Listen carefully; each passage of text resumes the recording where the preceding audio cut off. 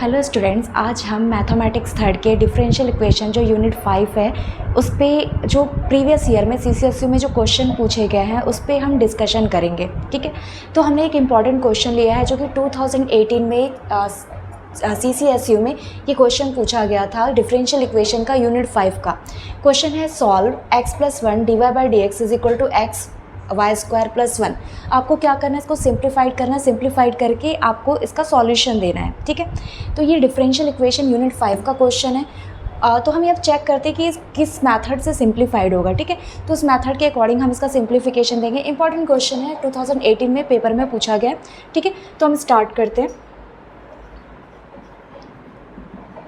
सबसे पहला वर्क क्या होता है, जब भी कोई डिफरेंशियल इक्वेशन है तो सबसे पहला काम ये होता है कि हमें separation of variable method apply करनी होती है। हम पहला ये काम करते हैं कि हम चेक करते हैं कि क्या हम वेरिएबल्स को सेपरेट कर सकते हैं। ठीक है, जैसे फॉर एग्जांपल यहाँ पर 2 वेरिएबल्स है, ठीक है, एक्स और वाई।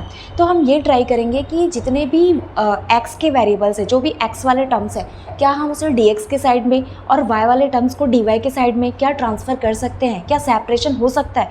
यदि सेपरेशन पॉसिबल है तो हम सेपरेशन ऑफ वेरिएबल का मेथड अप्लाई कर सकते हैं।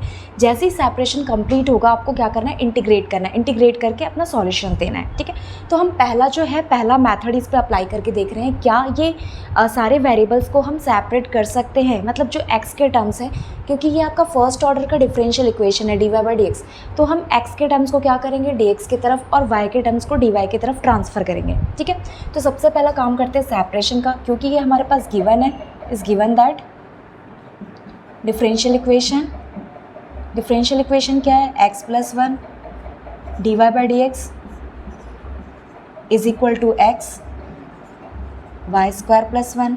राइट, अब हमारा पहला वर्क है कि y के वेरिएबल्स को, क्योंकि न्यूमरेटर में dy है तो y के वेरिएबल्स को लेफ्ट हैंड साइड लाना और x के वेरिएबल जो भी है उसको राइट हैंड साइड ट्रांसफ़र करना। यदि ये सेपरेशन पॉसिबल है तो हम सेपरेशन ऑफ वेरिएबल का मेथड अप्लाई कर सकते हैं। ठीक है, ये आपका फर्स्ट मेथड है सेपरेशन ऑफ वेरिएबल। तो हम क्या कर रहे हैं, जो भी y के टर्म्स है, जैसे यहाँ पे पूरे जो टर्म्स दिख रहे हैं x+1 ये x का टर्म है, और dx को हम क्या करेंगे, राइट में ट्रांसफ़र कर देंगे। ठीक है, अब हम राइट में देखेंगे तो यहाँ पे y का टर्म कौन सा दिख रहा है, y² + 1।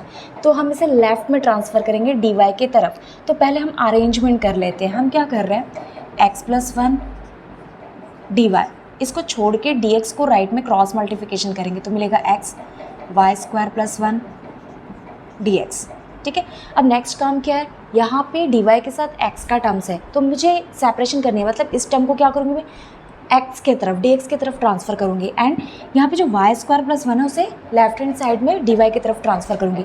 तो मैं इसको लेफ्ट में ट्रांसफ़र कर रही हूँ, दैट मीन्स क्या होगा, dy/y² + 1, and next right hand side में मैं ट्रांसफ़र कर रही हूँ x+1, तो ये हो जाएगा x/x + 1 dx। ठीक है, तो मैंने यहाँ पे चेक किया कि जब मैंने ट्रांसफ़र किया, ठीक है, y के वेरिएबल को dy की तरफ और x के वेरिएबल को dx की तरफ, तो यहाँ पे सेपरेशन पॉसिबल है। ठीक है, तो हम यहाँ पे सेपरेशन ऑफ वेरिएबल का मेथड अप्लाई कर सकते हैं। तो यहाँ पे फर्स्ट मेथड अप्लाई होगा सेपरेशन ऑफ वेरिएबल। ठीक है, नेक्स्ट क्या करना है, आपको इंटीग्रेट करना है ऑन बोथ साइड्स, क्योंकि यहाँ पे y का फंक्शन बन चुका है, यहाँ पे x का फंक्शन बन चुका है।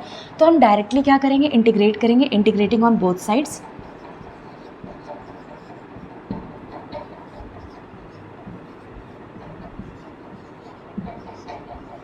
ठीक है, हम यहाँ पे इंटीग्रेट कर रहे हैं तो यहाँ से इंटीग्रेशन करने से मिलेगा dy/y² + 1। अच्छा, यहाँ पे y² + 1 है, इसको हम चेंज कर देते हैं, इसको हम लिख देते हैं 1 + y²। ठीक है, इज इक्वल टू, यहाँ पे आपके पास जो फंक्शन बन रहा है इसको हमें इंटीग्रेट करना है x/x + 1 dx। अच्छा, ये तो हमारा फॉर्मूला है। ठीक है, यहाँ पे जो इंटीग्रेशन में 1/1 + y² है, क्योंकि ये y का फंक्शन है और ये y के रिस्पेक्ट में इंटीग्रेट हो रहा है, तो ये तो डायरेक्टली हमारा एक फार्मूला बनता है। फार्मूला किसका है, tan 1 y का। ठीक है, तो इसको हम डायरेक्टली लिख सकते हैं tan 1 y। ठीक है, इसको हम डायरेक्टली लिख सकते हैं tan 1 y। Is equal to, but ये जो इंटीग्रेशन में फंक्शन दिया गया x upon x plus one, ये डायरेक्टली सिंप्लीफाइड नहीं हो सकता, ठीक है, थोड़ा सा अरेंज करना पड़ेगा। तो हम क्या कर रहे हैं, जो न्यूमरेटर है, न्यूमरेटर को हम सिमिलर फॉर्म में चेंज करना चाहते हैं।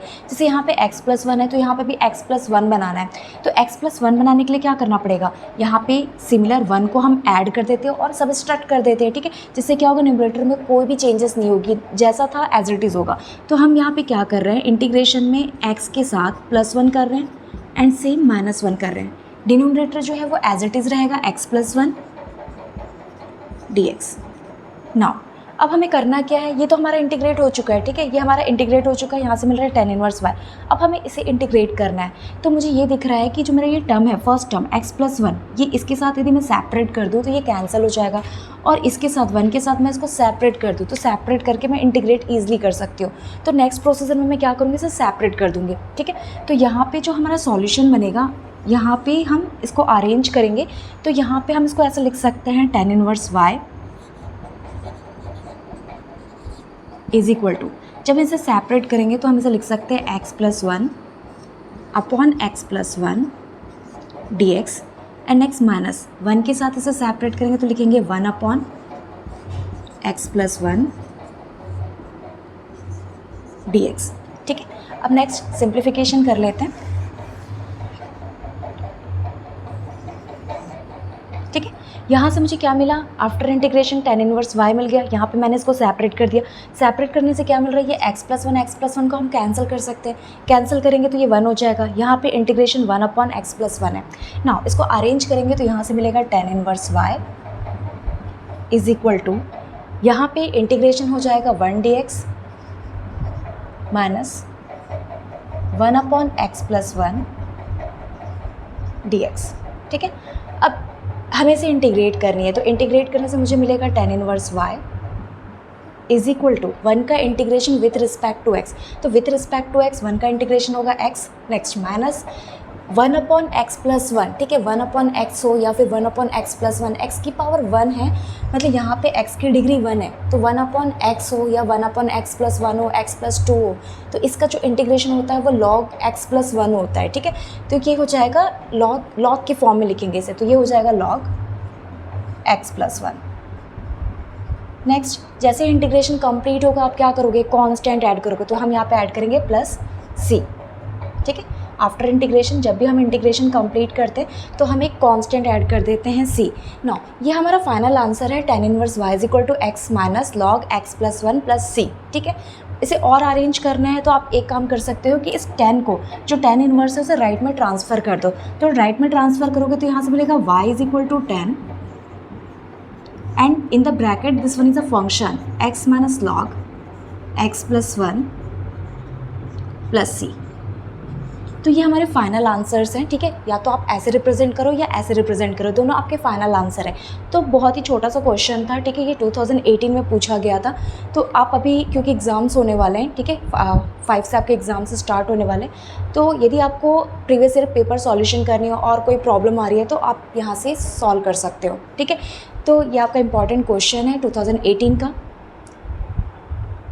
ठीक है।